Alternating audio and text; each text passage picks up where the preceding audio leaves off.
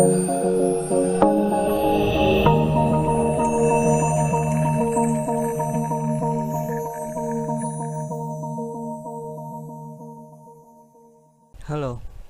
ketemu lagi bersama saya di pertemuan kedua mata kuliah manajemen jaringan. Di materi kali ini yang akan menjadi pokok bahasan adalah mengenai sharing, itu file sharing di sistem operasi Linux. Nah, jadi pertanyaannya adalah apa perbedaan file sharing di sistem operasi Linux kemudian file sharing di sistem operasi Windows? Kalian pasti pernah misalnya mencoba sharing menggunakan sistem operasi Windows, di mana kalian langsung bisa berbagi file ke pengguna lain di jaringan yang sama saat menggunakan sistem operasi Windows. Nah, akan tetapi jika kalian menggunakan sistem operasi Linux, saat kalian ingin berbagi file atau file sharing, ini kalian harus mengkonfigurasinya terlebih dahulu. Misalnya menginstal Samba. Nah, apa itu Samba? Samba ini merupakan paket di sistem operasi Linux yang tugasnya adalah memanajemen file sharing, baik itu file sharing maupun printer sharing. Lalu apa perbedaannya sharing file di Linux dengan sharing file di Windows? Sama. Jadi kalau di Windows kalian hanya tinggal pakai, kalau di Linux konfigurasi dulu. Nah, yang berbeda itu adalah antara file sharing dengan FTP server. Kalau file sharing ini biasanya tersentral. Jadi kalau misalnya kalian buat sebuah server, kemudian kalian install Samba, lalu kalian konfigurasi, maka semua pengguna yang memiliki akun atau kredensial, mengetahui kredensial dari server tersebut, maka dia bisa mengakses keseluruhan isi dari file atau folder yang di-sharing di server tersebut. Sedangkan kalau FTP, dia memiliki hak akses yang berbeda. Jadi misalnya user A itu bisa mengakses folder ABC atau file ABC, sedangkan user B ini bisa diatur hanya bisa mengakses file C saja atau folder C saja. Yang lain dia tidak bisa melihatnya atau mengakses. Jadi ketika dia ingin mengcopy itu nggak bisa, atau nggak ditampilin, bisa seperti itu. Sedangkan kalau file sharing tidak. Jadi kita misalnya mendaftarkan kredensial seperti di Windows, misalnya kita ingin sharing file, kemudian teman kita itu di password, kita harus mengetahui akunnya dulu, user, password, kredensialnya disimpan, kemudian baru kita bisa mengakses dari file sharing tersebut. Nah, tapi jika seandainya tidak di password, berarti file sharing ini public. Siapapun tanpa perlu memasukkan password atau mempunyai akun atau mengetahui kredensial itu langsung bisa mengakses dari file yang di-sharing di dalam satu jaringan yang sama. Oke, kita lihat di sini ada file server bersistem operasi Linux, misalnya Linux Debian. Kemudian ada 3 klien, klien 1, klien 2, klien 3. Ini berada di jaringan yang sama. Kemudian klien 2 ini ingin berbagi file. Agar file tersebut selalu tersedia, karena biasanya server ini kan selalu up 24 jam ya, atau selalu tersedia di saat jam kerja misalnya. Sedangkan kalau file tersebut di-sharing di komputer klien, itu bisa aja komputernya dimatikan saat kliennya lagi nggak ada, jadi sedang keluar misalnya, maka klien 1 sama klien 3 itu nggak bisa mengakses resource tersebut. Nah, sebaiknya skemanya seperti ini.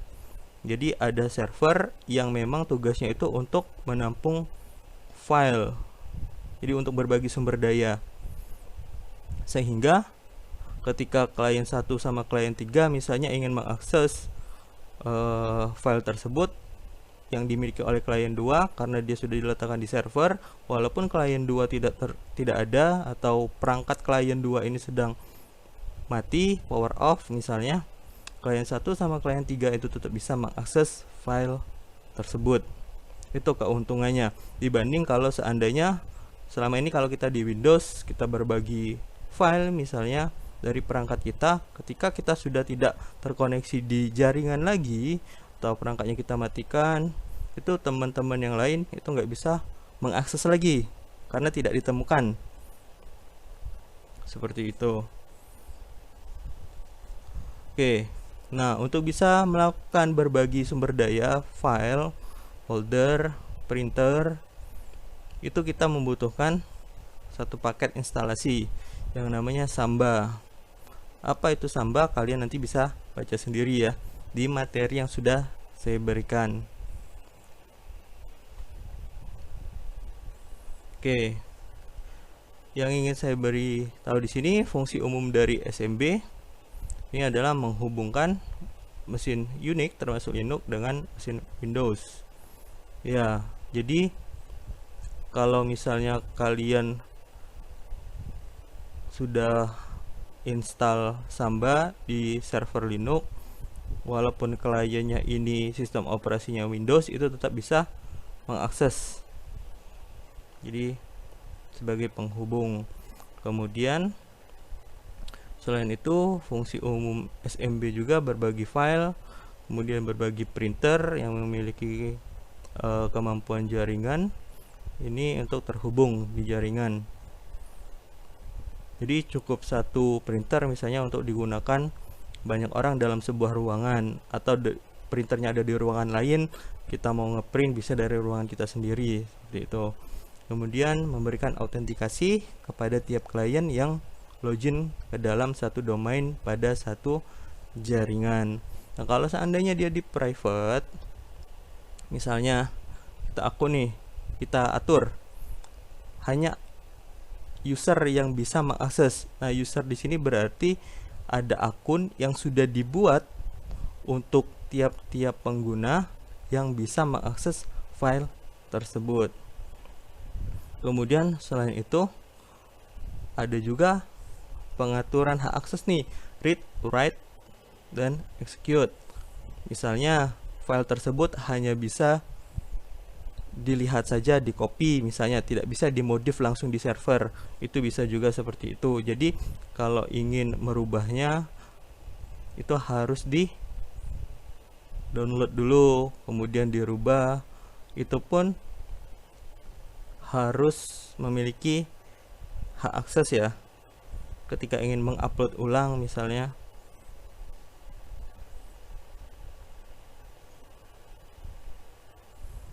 Oke, ini 4 jenis pesan SMB, ada session control, ada file message, ada printer message, kemudian ada message itu sendiri. Oke, ini cara instalasi dan konfigurasi Samba. Ini perintah-perintahnya. Untuk install paket Samba sendiri gampang, kalian tinggal ketikkan perintah ini sudo apt install Samba, atau langsung aja apt install Samba kalau kalian sudah di akun root. Kemudian kalian harus backup file konfigurasi asli nih. Fungsinya adalah sebagai cadangan apabila kalian ingin memodifikasi isi konfigurasinya. Jadi ketika konfigurasi yang kalian buat itu salah atau gagal, membuat Sambanya jadi tidak jalan atau error, kalau kalian tidak backup, nanti kalian lupa apa saja yang sudah kalian ketikkan di situ. Kalau misalnya kalian tidak ingat, kemudian kalian ingin menghapusnya, kemudian ada yang tidak terhapus, maka biasanya Sambanya tidak mau running karena ada misalnya perintah-perintah yang tidak dikenal di dalam konfigurasinya atau script yang tidak dikenal di konfigurasinya. Jadi untuk lebih amannya kalian kopikan dengan perintah cp. kemudian kalian tambahkan di belakangnya underscore backup seperti itu. Kemudian kita akan masuk ke file konfigurasi. Nah, ini konfigurasi sederhananya. Kita menggunakan, ada di bagian global, workgroup, ini untuk dalam satu jaringan. Kemudian path ini untuk foldernya, berarti dia ada di dalam folder user. Di dalam user itu ada folder lagi namanya data saya. Nanti semua file yang akan di-sharing itu akan masuk di folder data saya ini. Kemudian server string ini merupakan nama dari servernya. Jadi kalau seperti ini Samba server, kemudian %v ini, maka yang %v ini akan menampilkan versi. Kemudian ada nama NetBIOS-nya, ini nama jaringannya, nama yang akan muncul di jaringan Debian Stretch. Kemudian, nah, security di sini user, berarti hanya user-user yang sudah didaftarkan di dalam server yang bisa mengakses folder yang di-sharing atau file yang di-sharing di folder data saya ini. Kemudian di sini veto file. Apa maksud veto file ini? Veto file ini berarti si user itu tidak akan bisa mengupload atau berbagi data atau file itu dengan ekstensi .exe, .3gp, .mp3 misalnya. Misalnya kalian tahu nih, ada ekstensi virus, misalnya seperti ini.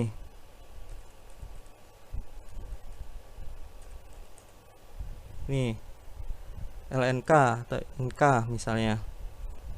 Ini di veto aja. Kemudian nggak boleh berbagi misalnya film karena ukurannya besar, nanti menghabiskan penyimpanan, atau nggak boleh berbagi lagu. Ini bisa diatur di sini. Oke. Nah, di sini kan security-nya adalah user, berarti dia harus sudah terdaftar. Nah, untuk menambahkan user, kita menggunakan perintah add user.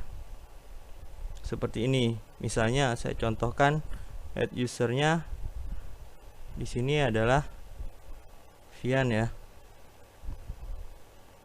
Nah, kalau kita lihat di sini, sudo add user Vian, kemudian kita disuruh mengetikkan password. Di sini ada new password, passwordnya apa, retype, jadi diketik ulang passwordnya apa, full name misalnya Dionovianto, kemudian ini bisa di enter saja, kemudian terakhir apakah informasinya benar, kemudian kalian ketikkan dia, oke, selesai. Kemudian kita tambahkan lagi agar si Vian ini itu bisa mengakses Samba tadi. Jadi smb passwd min a Vian, nanti diminta untuk passwordnya, kemudian kita masukkan password, udah, berarti user Vian ini sudah bisa mengakses Samba tadi menggunakan password yang sudah diberikan. Jadi password antara password akun user dengan password yang digunakan untuk Samba ini bisa berbeda ya. Oke, untuk penjelasan singkatnya cukup sampai di sini. Nanti akan ada tambahan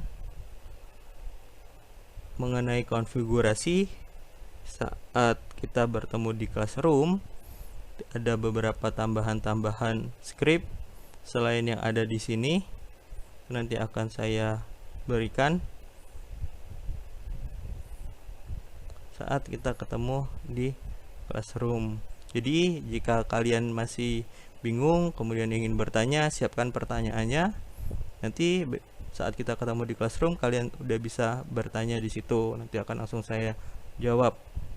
Kalian juga langsung bisa mencoba konfigurasi Sambanya di server kalian. Jadi kalian sama seperti semester sebelumnya, kalian bisa install dulu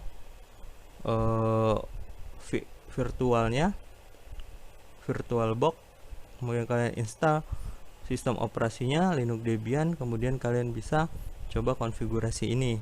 Kemudian coba akses dari Windows, apakah sharing yang kalian lakukan dari sistem operasi Linux itu bisa diakses sama sistem operasi Windows punya kalian.